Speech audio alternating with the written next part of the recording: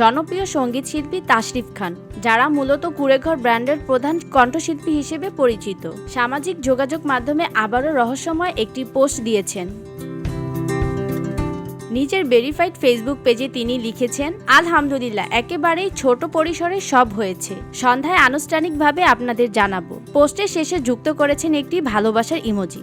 এইতেই শুরু হয় ভক্ত অনুরাগীদের কৌতূহল। অনেকেই ধারণা করেছেন হয়তো তাশরিফ গোপনে বিয়ে সেরে ফেলেছেন। তবে সে জল্পনা উড়িয়ে দিয়ে তিনি কমেন্টে লিখেছেন, এত ভাগ্যবানও হইনি যে শীত আসার আগেই আমার বিয়ে হয়ে যাবে।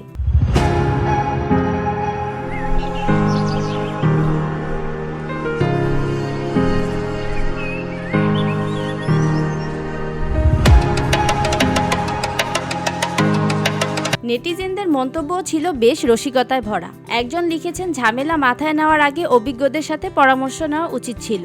আরেকজন মজার ছলে বলেন, যা ভাবছো তা না। তবে আসল রহস্য কি তা জানার জন্য তাশরিফের আনুষ্ঠানিক ঘোষণার অপেক্ষায় আছেন ভক্তরা।